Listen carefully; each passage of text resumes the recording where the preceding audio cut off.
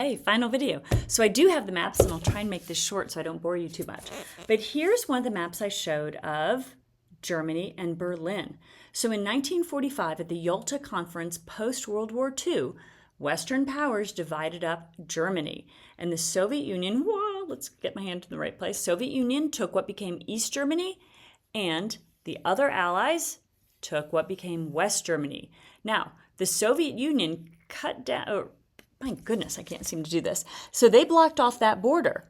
So Berlin, which you can see sits squarely in the Russian area, Berlin was an escape hatch. So people from all over East Germany would come to Berlin because by the Yalta Agreement, Berlin could not be divided. Citizens needed to be able to walk through all four sectors.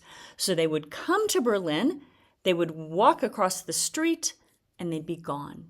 And between 1945 and 1961, about 2.7 million people did that. So it was decimating the economy. They were losing their citizenry.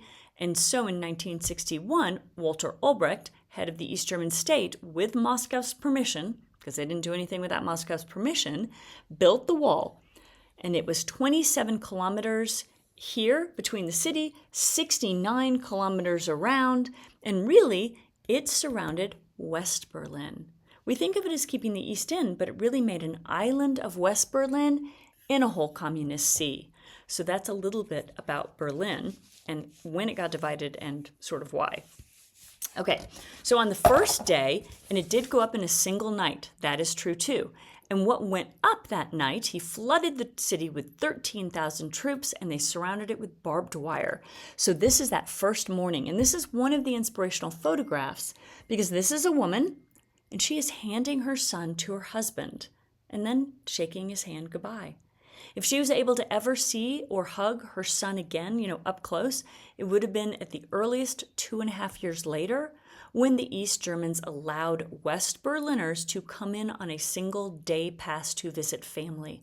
So it would have been 2.5 years until she got to hug him.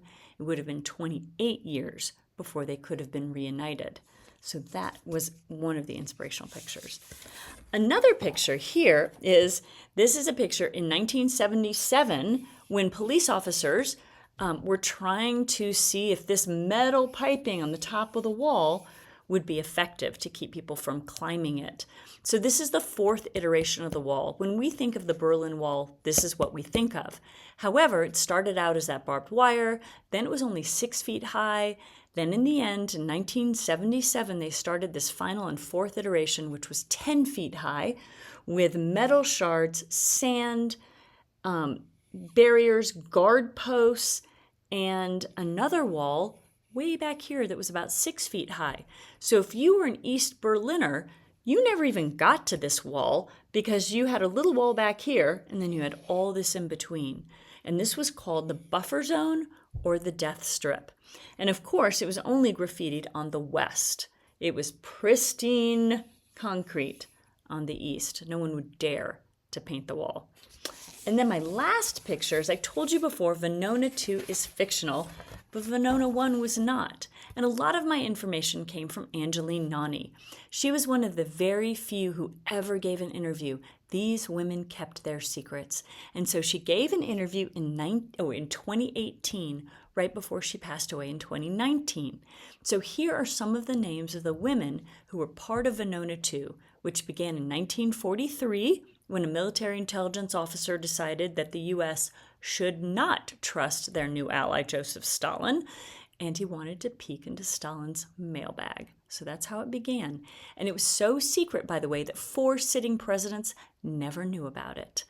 So, Jean Grabeel, Josephine Miller, Carrie Berry, Mary Bokey, Helen Bradley, Gloria Forbes, Doris Johnson, Ruby Rowland, Juanita McCutcheon, Rosa Brown, and Angeline Nani are a few of the women part of that early days team.